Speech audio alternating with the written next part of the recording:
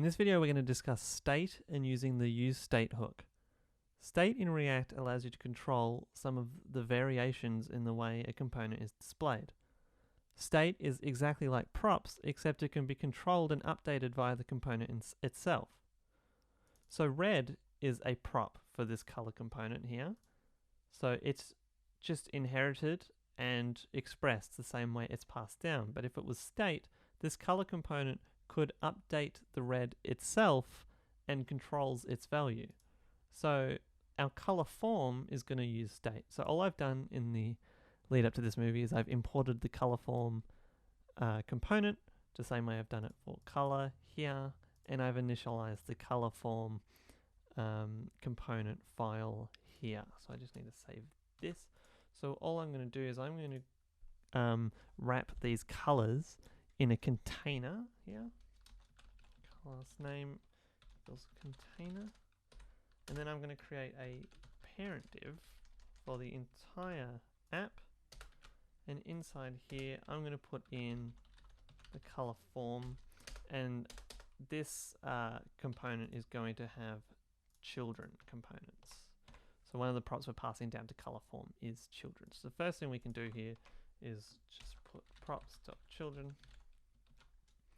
So if I go back to the app and I put in a h1 tag, here I can write color picker, exclamation mark, because that's fun. Let's run the build here. Let me open up Firefox, hit refresh. Oh, we've got an issue here. Props is not defined. Oh, of course. So if I go to color form, I need to actually pass the props to my component by adding it to the top as an argument in the function. Otherwise, clearly it doesn't like it. So here we have color picker. Just like that. So I'm going to go back to my color form and I'm just going to build some stuff, and I'm going to explain some of the stuff that you might not already know, but that stuff that you do know, I'm just going to quickly gloss over it. So the first thing I'm going to do is I'm going to create a another div here, color live, just so it's read by our style sheet. Style equals, we have a very similar style object and it's in our color method. So I'm just going to copy this, and there we go.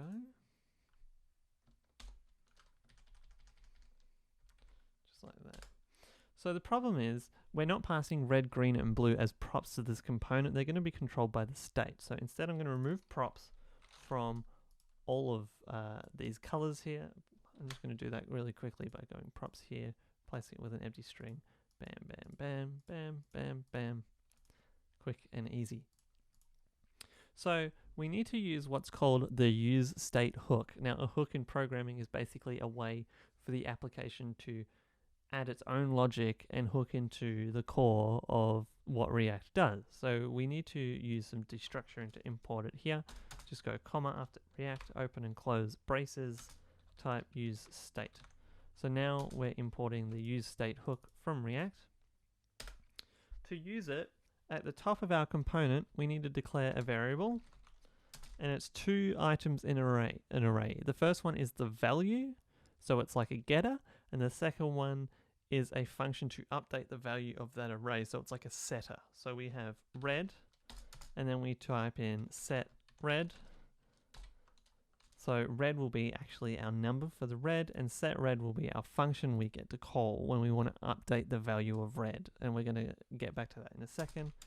That's of course equal to the useState hook, and the argument in useState is the initial value of the state. So the initial value for our three colors, we want to set it to halfway so that the first color shown is 50% gray. So that's 128. I'm going to copy that down, and I'm going to make one for green, blue. We also have to change this to set green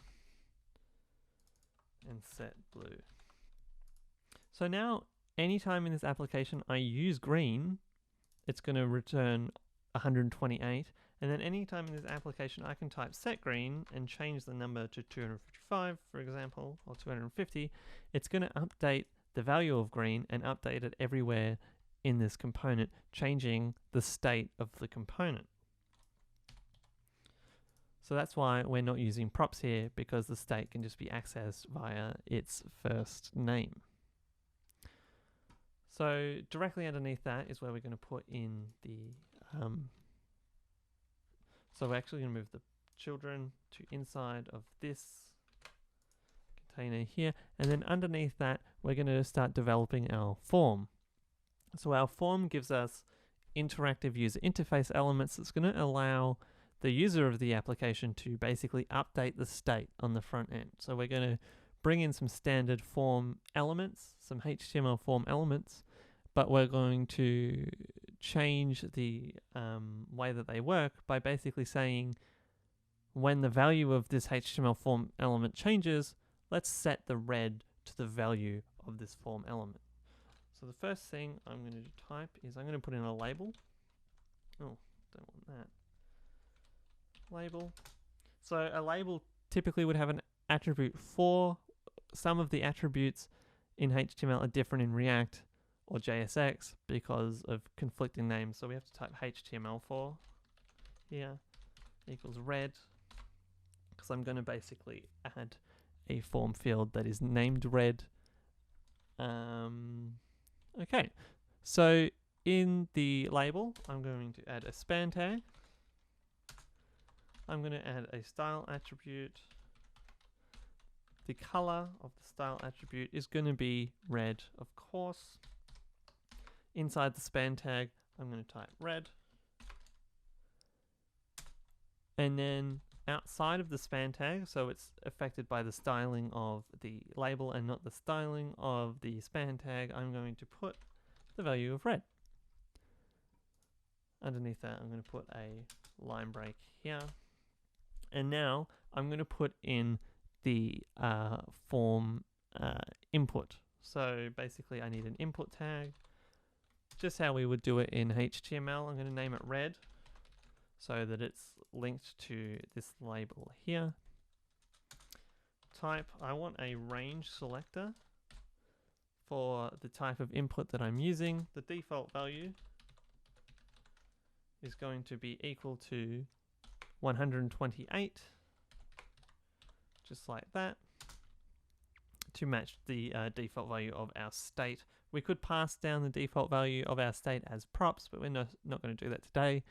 But that is a common thing that is done. The max for any channel in an 8-bit color situation is 255. The min is 0. So this is where the where we're going to use this set red function here. I'm going to put in onChange. So onChange basically ties into the change event for this HTML node, and it's going to fire every time the value of this range input changes. So what we need to do is we need to put a function in here. I'm going to pass e, so the event variable here, because we're going to use that to get the value. Use an arrow function, and we're going to say set red, which is our state setting function, and I'm going to type e.target.value.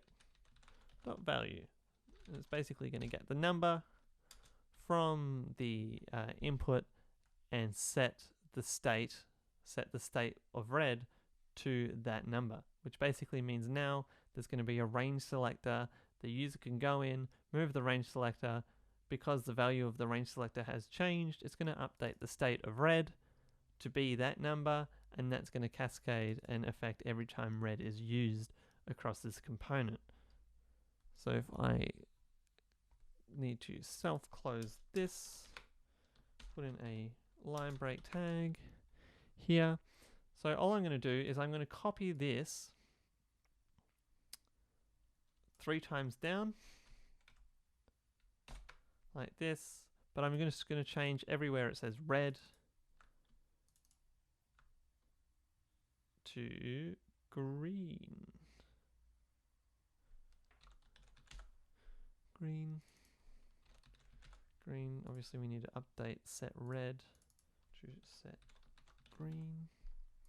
Same here.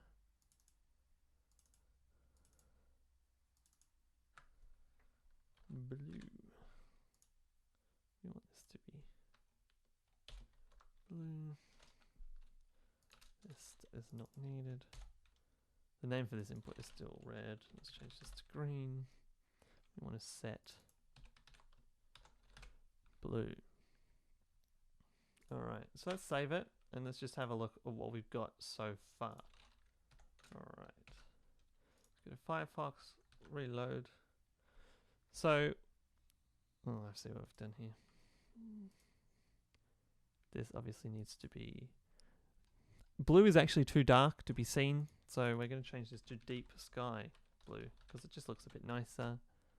Let me refresh, see it update. Okay, so we have our live color component or our color form component here. The children of color picker is being rendered from our at component, but it's also being rendered above our form, which we've put in.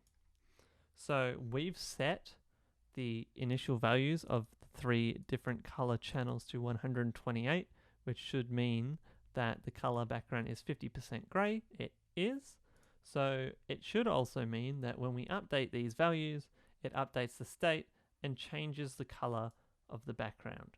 So what's happening here is every time I change the value of this slider, that onChange event here is firing, and it's updating the value of the red state, the green state, and the blue state, allowing us to pick whatever color we want.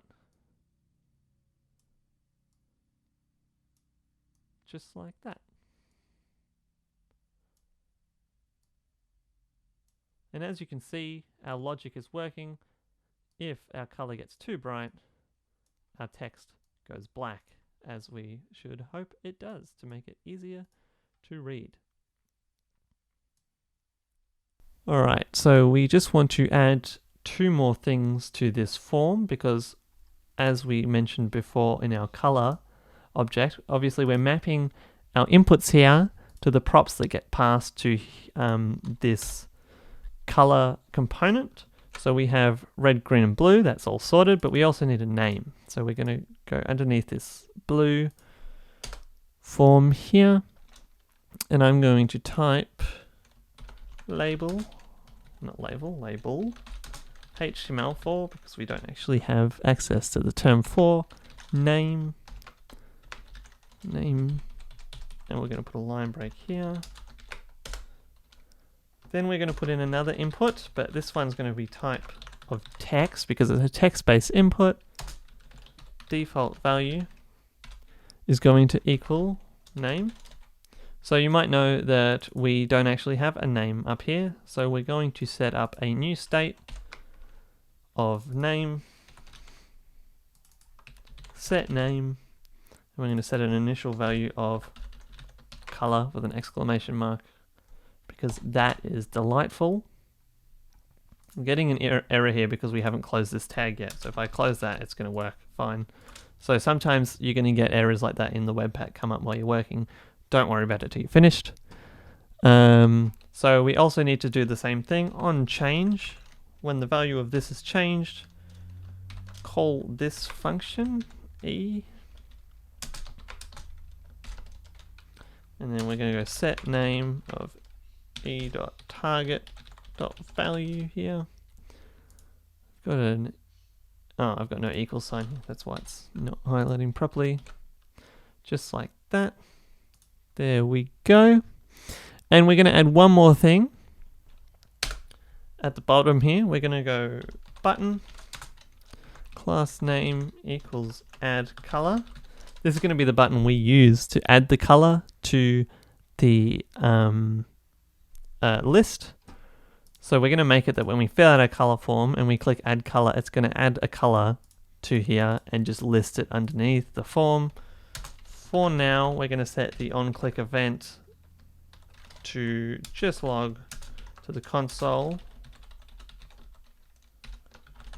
clicked, and we'll figure out we'll do the rest of that later. Underneath here, we're going to type add color. Just like that. So onClick works the same as onChange. We put into these the value of a function, and then every time this button gets clicked, this function will fire. Let me just do that, save it again, open it in the browser, let's have a look. So now we have a name, we also have an add color button, but when we click it, it's just going to log clicked to the console here. We can keep clicking it, and as you can see, it's going to keep logging it. We can update the color, and we can also update the name. So let's call this lilac. So clear, at the moment might not seem like it's doing anything, but if we go into our React Dev Tools under Components, in color form, we can see that it is updating the state of name here.